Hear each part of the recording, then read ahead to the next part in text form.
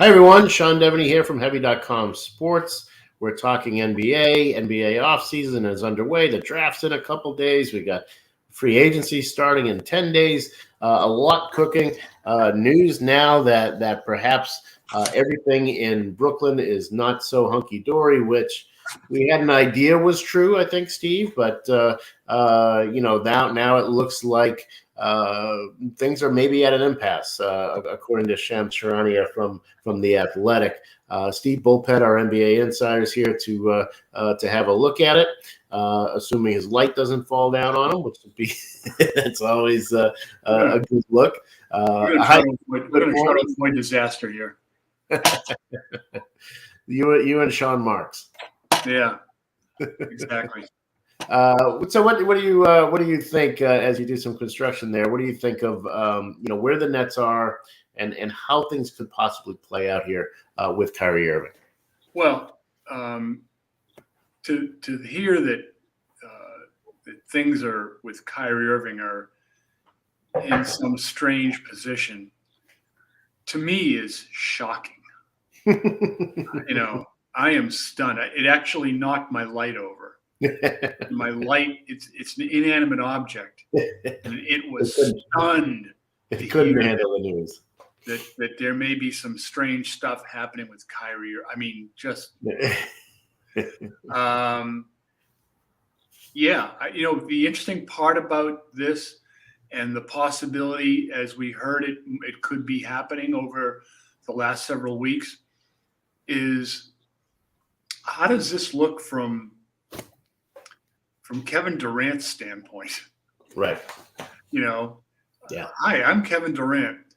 I had a good job at a good wage, and I was, online to win championships most every year when I was in Golden State.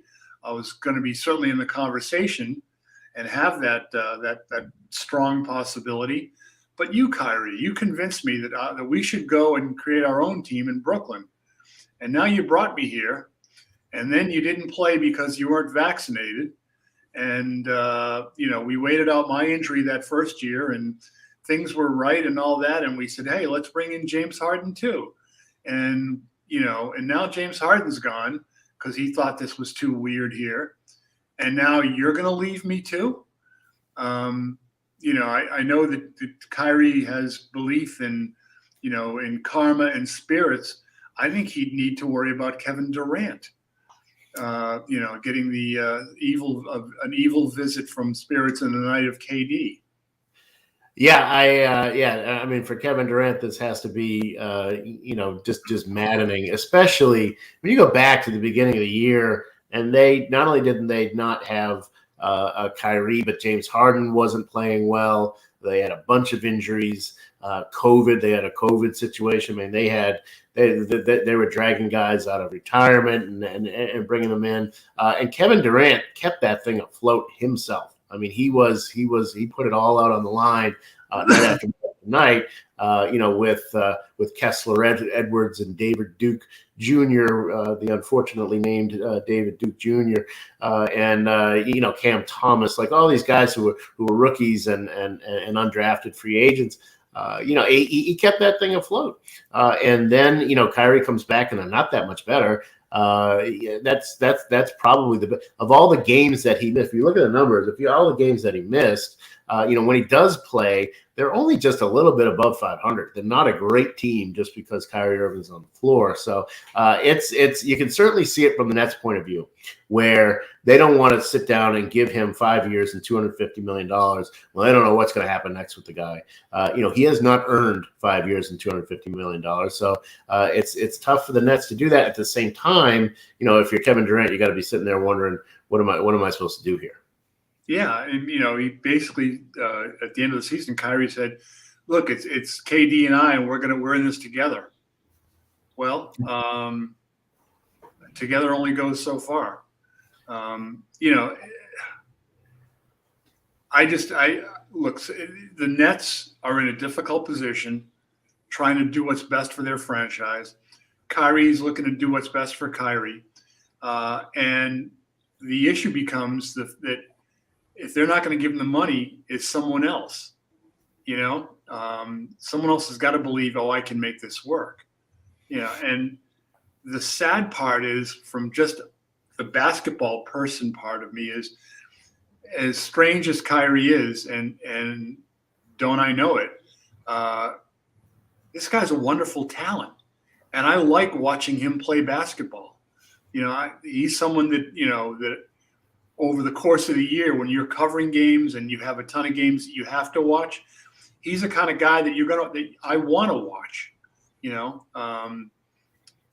So it's I don't know how that situation resolves itself, but Sean Marks got this dropped in his lap, when Kyrie says, "Hey, I'll come there and I'll bring KD." It's like, okay. I mean, it's not like they went out and recruited those guys.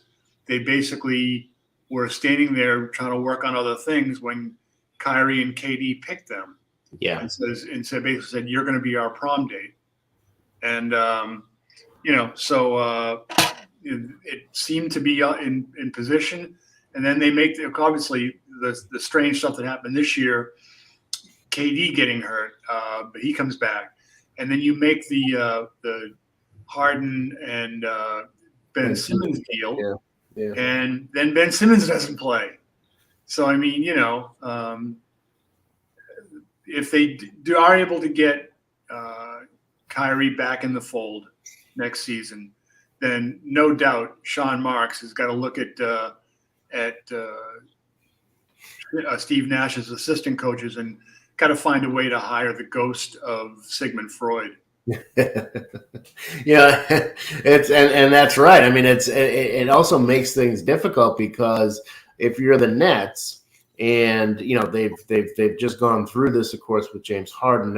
Now they could be going through this all over again with Kyrie. You've got an elite level talent that you are paying an elite level amount of money, and you've got to figure out, how do I do a sign and trade with this guy to where I get something back and I still can feel good about it? That's what happened with Ben Simmons and Harden. I'm not sure that that's so easy to do with Kyrie Irving. Who wants him? Who wants to take on this headache? And where can he possibly play? Obviously the report mentioned the Lakers and the Knicks, and we could talk about them. But is there any other team? I can't find another team. If you look at all 30 of them, I can't find another team that would possibly say, "Yeah, we'll take Kyrie Irving." Do you see anybody out there who would? Maybe the Clippers, but I just don't see that many teams out there that are clamoring for Kyrie Irving. Well, it would have to be a place where Kyrie would want to go, right? I mean, so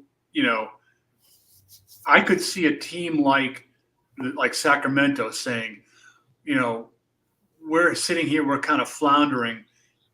Give us a Kyrie Irving. It'll make us relevant in our market, all these different things. But then you look and say, who's the new Sacramento Kings coach? Mike Brown. Yeah. You don't want to deal with Kyrie again. No. I mean, the conversations have been had, and that's not going to be something that I can tell you. That's something that wouldn't be, he wouldn't be volunteering for that duty. No, that's not what he signed up for there. And, there's not much cap space out there. I mean, San Antonio could potentially sign him, but I don't see that happening. And there's just not, Orlando or Detroit. I just can't imagine any of those teams, A, that Kyrie would want to go, or that B, that's where they're going to go. Seriously, let's take a step here. You mentioned San Antonio. Yeah. How much would any one of these cable networks pay for the rights to the Kyrie Greg Popovich reality show?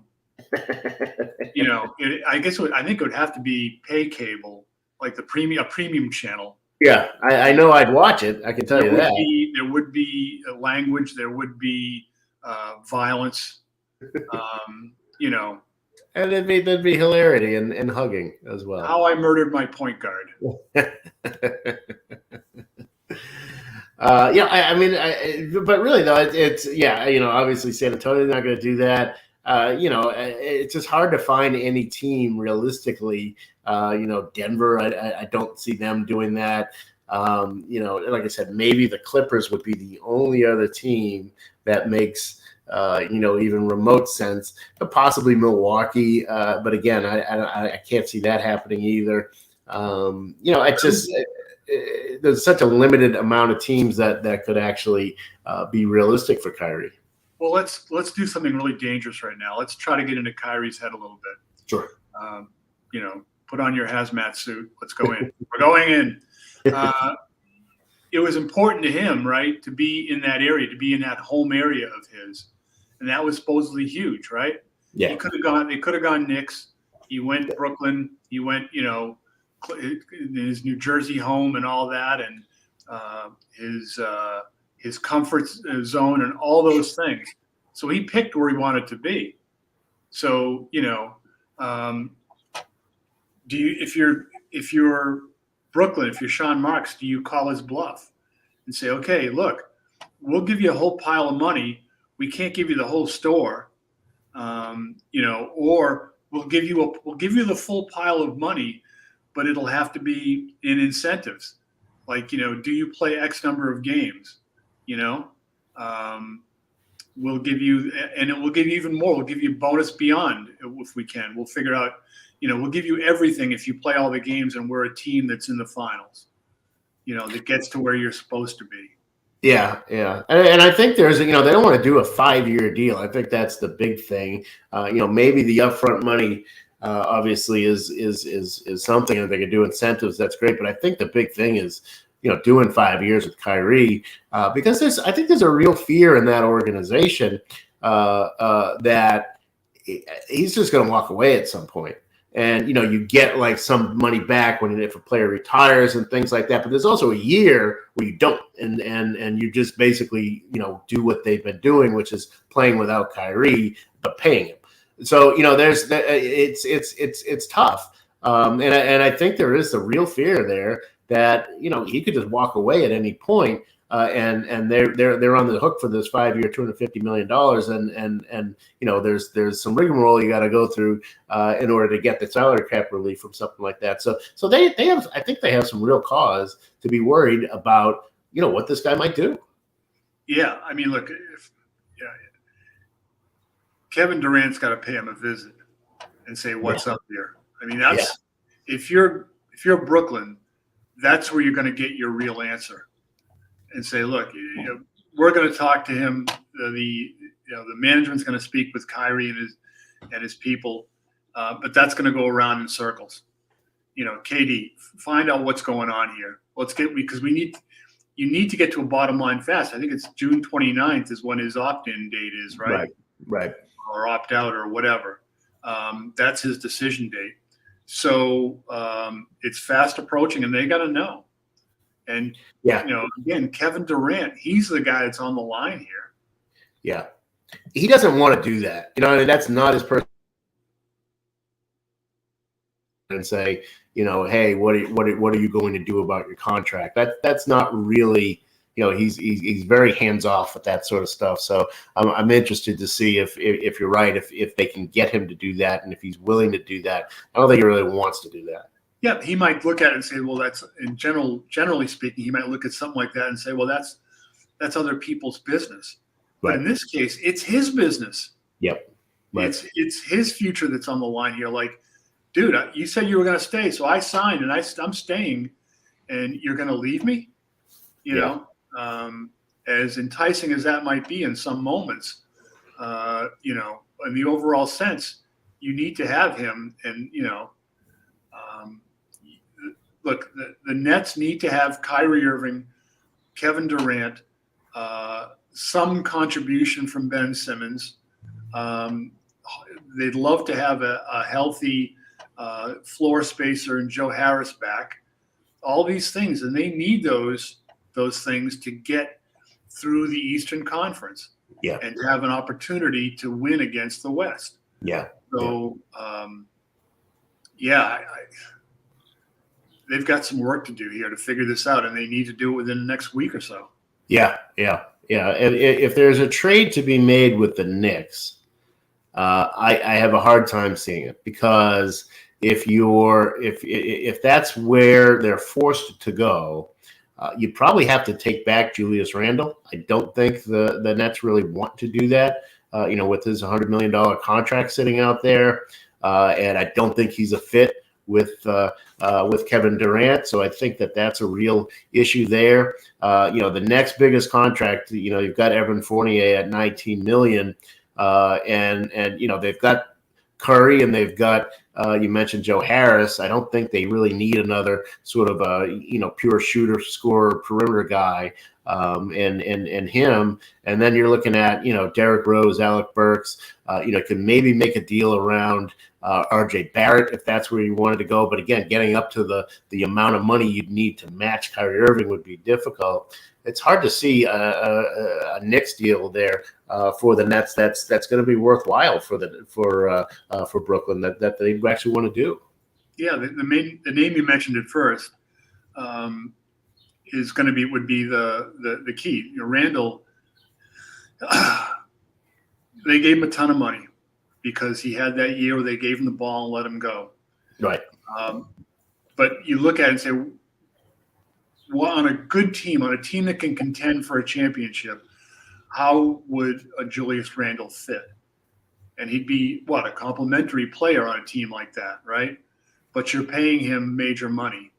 So, you have to look at a guy, and if you're a GM, does his game fit?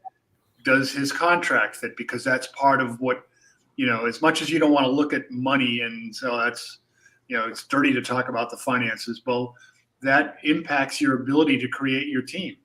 Yeah. To build your team, to set a roster, to create one. So right there, that's like a no-go. I will say this, though. It would be if Kyrie Irving were to wind up on the Knicks and Kevin Durant were to still be in Brooklyn and be as unhappy as we think he'd be with being abandoned like that. I think the Knicks-Nets games would be, instead of an opening tip, they would have like the boxing ring a bell, ding. That would be some interesting stuff, interesting theater. Yeah, for sure. It's hard to see it coming together there, any kind of deal. I do wonder about the Lakers as well.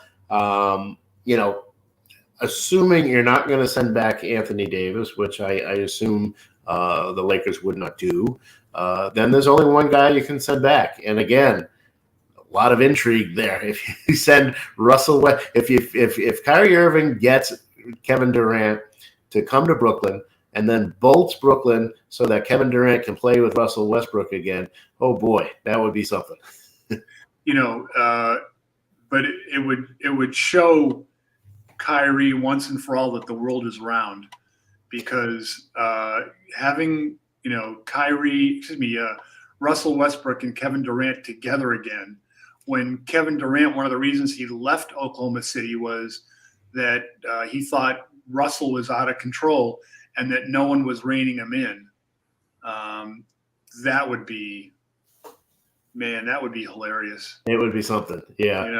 What a mismatched group of personalities if you had Ben Simmons, Russell Westbrook, and Kevin Durant as your quote unquote big three. Yeah. The only thing is it would beat that is if you could somehow put Ben Simmons, Kyrie Irving, and Russell Westbrook on the same team, and then you could do like a sequel and call it Three Flew Over the Cuckoo's Nest. Yeah. yeah. You're right though that the big picture here is poor Kevin Durant. This guy, made that decision in 2019 to leave Golden State. And he sits back and watches the Warriors win a championship while all this nonsense is going on. Tough thing for a guy who's really just. He's a quirky personality, but he's also one of the best players in the history of the game. Yeah, and look at Kevin Durant. He got huge criticism for walking out on the Thunder Yep. and going and like walking into a like a prefab situation in Golden State and winning like that. And then he's, well, I want to prove that wrong, and I go do my own team with Kyrie, and I will go build a team. And and then all of a sudden Kyrie walks on him, or puts him in this situation. We can't say it's obviously hasn't happened, but and I still think it won't. I still think they find a way to work it out in Brooklyn. But Kevin Durant was looked at as like a villain for the way he did things. Yeah. People are going to feel sorry for him. Yeah. If this blows up. Yeah. So. Yeah. It is sort of the it maybe speaks to the hazards of the super team, which more often than not has not worked out. When guys have done it, especially in taking the free agent route. It doesn't always work out, and we've seen that. At the Lakers this year, we've seen that in the past, of course, with Brooklyn. It's something where these guys sometimes look nice on paper, but you put them on the floor, or you get into this sort of stuff. You get into the contract stuff, the ego stuff, the off the floor stuff. All that proves to be too much. Well, I quoted an NBA person in a story I wrote not too long ago about the Lakers and the mess that they were and are.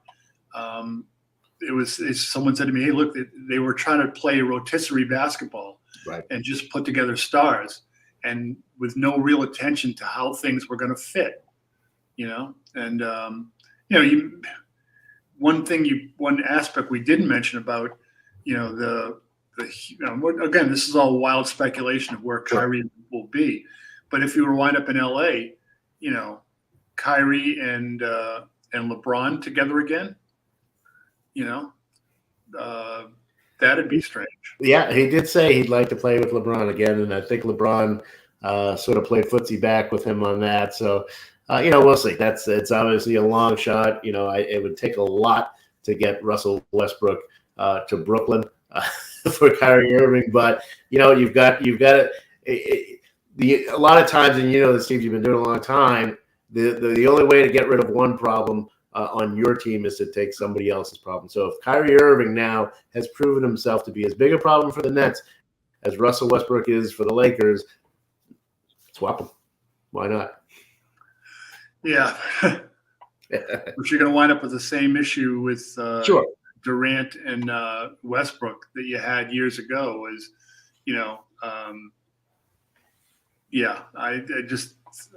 I think that would be crazy. But then again, sometimes crazy works in the NBA. Look, we're saying all this stuff here, and we're making jokes about stuff. But let's look at the team that's won it. The Warriors, sure, they win because they've got Steph Curry and they've got good talent, but they beat the Celtics because they were able to get the Celtics flustered. But the Warriors know who they are, and they're comfortable with who they are. They're comfortable together in what they've set up as their scheme, as their as how they do business. And when you realize that you're playing for each other and that you accept each other, then a guy like Draymond Green, who I think is a good, I like dealing with Draymond quite a bit, but can be a weird dude on the court, can go off the handle, and he and I have talked about how that he has to play on that edge, and sometimes he goes over it, but you can deal with that if you're a team that has its stuff together, that's in it together. So let's credit the Warriors for having that sense of self and sense of commitment to each other that these other teams are clearly kind of struggling with. Yeah. Well, if every team could be the Warriors, then I don't know. It'd be an interesting league to watch for sure. But give me some drama. I'll take it. Let's get the offseason going. And thank you, Kyrie and the Nets for doing that. We had other stuff to talk about, Steve, but this is the big thing. So thanks for joining me, Steve, and thanks everybody for checking out. Again, check us out at heavy.com. I'm Sean Deveney. That's Steve Bulpett.